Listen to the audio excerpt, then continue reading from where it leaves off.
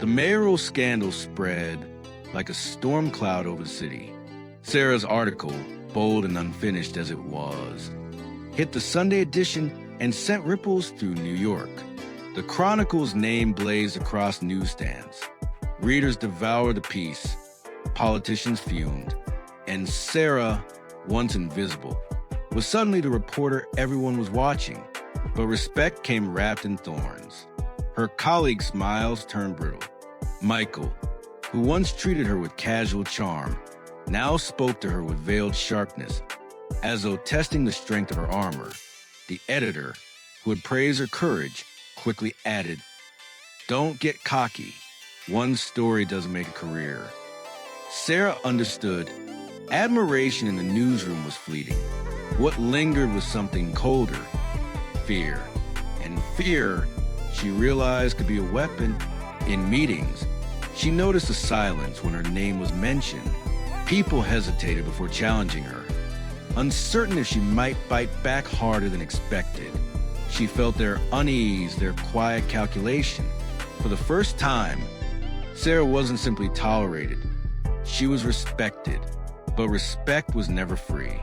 It demanded distance. One late night, as the newsroom emptied, Sarah sat with a cup of stale coffee, staring at her notes. Machiavelli's words pulsed in her mind.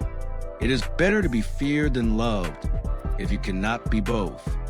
Was this what she wanted? To walk through the halls like a shadow no one dared cross? Her phone rang. A city official's aide whispered hurriedly, "You don't know me, but I need you to hear this. There's more, much more, and it goes deeper than contracts." Then the line went dead. Sarah's pulse quickened. Fear had opened this door. The aide didn't trust her because she was kind or sympathetic. They had come to her because they believed she had power. The power to protect or destroy. But independence had a cost. She noticed how fewer colleagues shared information with her. Friendly conversations grew scarce. The easy camaraderie of her early days had vanished. Now, when she walked into the room, she carried an invisible weight. She was no longer Sarah the rookie. She was Sarah the threat.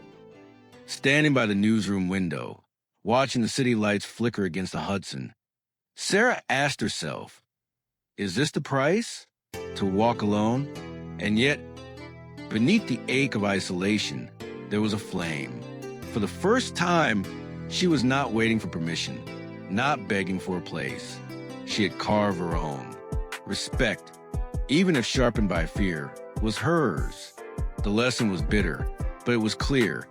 To command respect, one must accept solitude. To be free, one must pay the price. The anonymous call haunted Sarah. There's more deeper than contracts. The words replayed in her head like a ticking clock. Every instinct told her that if she rushed, she'd stumble into a trap. If she waited too long, someone else, maybe Victor, would seize the story and crush her. Timing was everything. For days, she worked in silence, following threads through city archives, campaign finance records, whispered tips at smoky bars. She found fragments, shell companies linked to offshore accounts, names of city council members buried in obscure ledgers. The pieces were there, but incomplete, fragile. Victor seemed to sense her chase. His column dripped with innuendo. Some rookies mistake rumors for revelations. In time, the truth consumes them. It was a warning, cloaked in mockery. Sarah knew he was daring her to move first. But Sarah had learned from Machiavelli. Information is not power until it is revealed at the right moment.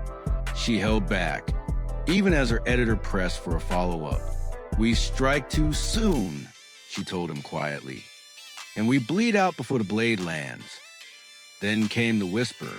Late one evening, a janitor at City Hall slipped her an envelope. No words, just a nod.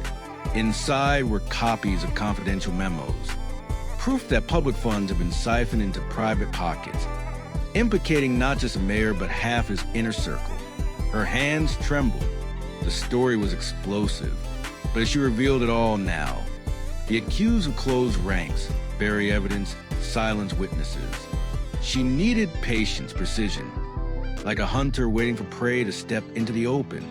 So Sarah crafted a strategy.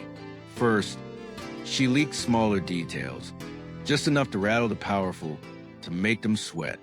Councilmen began denying things no one had yet accused them of. Their panic became its own evidence. And when the time was ripe, when whispers had swelled into public suspicion, she released a full report. It landed like a thunderclap. Headlines blazed. The mayor's allies turned on each other, scrambling to survive. In the chaos, Sarah stood calm. She hadn't just uncovered corruption. She had mastered the clock. She had bent time itself to her will, controlling not only what the public knew, but when they knew it. The lesson was sharper than any blade. Control information, and you control destiny.